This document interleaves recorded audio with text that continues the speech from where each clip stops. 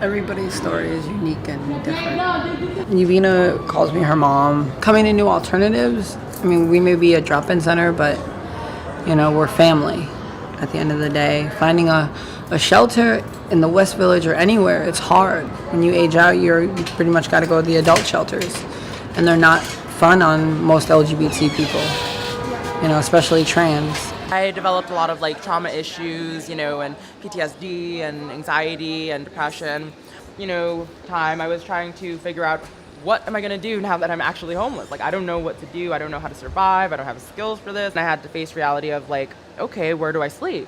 Don't get me wrong. I've been through the whole making a sign thing, asking people in between trying to figure it out.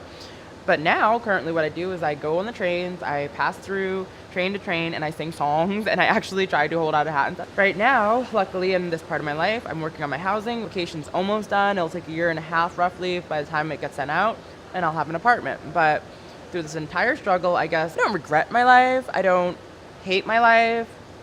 I would say the things I've been through are evil, but if I didn't go through all of that, I probably wouldn't be as tough as I am now.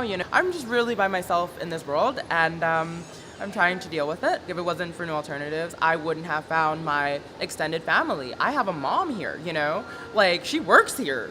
My mom is awesome, and she's someone that I love very much. I had Christmas with her, and it made me feel like for the first time I actually belonged somewhere, and I actually was loved and cared about. I actually knew what it was like to celebrate a holiday. Hi, Mom.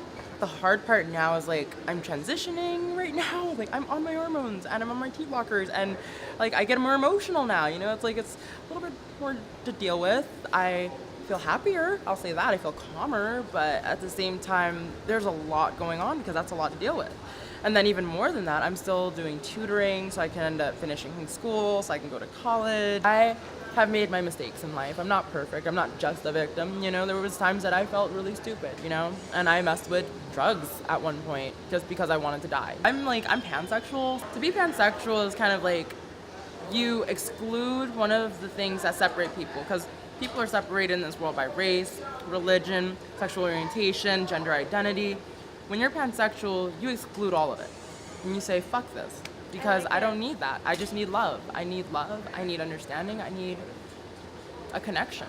But I do stuff like that, and I sing songs and stuff. And I mean, it's kind of fun though. It's for a minute, it's you close your eyes, you just think about the song, and you just try to it's a way to forget the world for a second.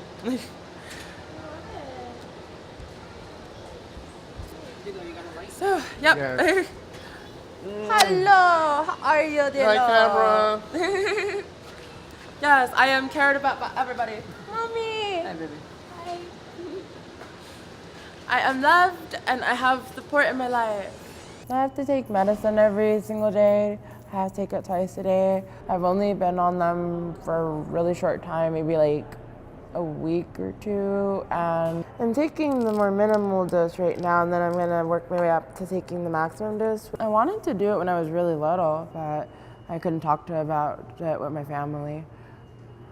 They weren't really open to that. They thought that being gay is evil, to be transgender is to be an abomination. I don't think of it as gender dysphoria, a mental disorder, whatever, but I think of it as a physical deformity. A physical deformity, and an unfortunate one. There's times that I feel insecure, I guess. I can hear people with snoote remarks, of oh, what is that? Is that a boy or a girl? Type of comments and stuff. There's a reason that there's so many people outside, because they don't feel safe.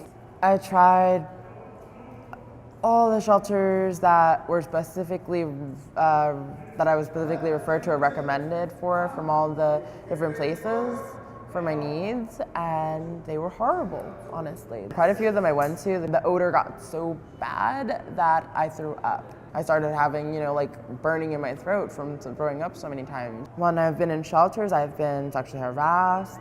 Of course, I fought back, because I'm not who I used to be. I've grown, I've experienced life in a way that I'm stronger than I used to be. But for me right now, all I can do is just try to work on my housing, tutoring, trying to wake up in the morning and think about, well, what time is it when I woke up? Because I have to sleep until I can't sleep no more. Because when you're sleeping on a train and you have to sleep tilted over like this or kind of curled up in pretzel positions and, all these different positions, you can't sleep right. You never do. It hurts. Your back hurts. Everything hurts. You're not really sleeping. You have to try to get some kind of rest. And then when you wake up, you have to find out what time it is, to find out if you woke up too late or not, to get to a soup kitchen to eat food.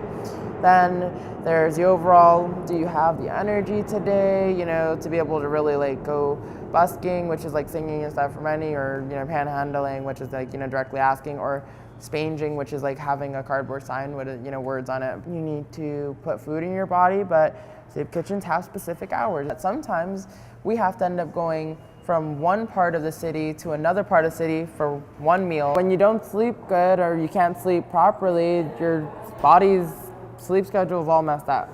You still do feel tired all the time. Something can't be changed. When you're homeless, it's really easy to develop health problems. Like becoming anemic is so fast to happen when you're homeless. Usually the order I do it is like if I feel like I'm weak, but I could still move and, still have some energy, and I'm not hungry to the point where it's past just hurting a lot, I usually then start busking. If I feel like I have absolutely no energy and I'm exhausted and I can't move anymore and I'm just worn out, then I'll spange, which is with the cardboard sign thing. But if I'm just really in pain where it's I know I'm gonna have something bad happen to my body, this is gonna harm me, then I would panhandle, which is asked directly.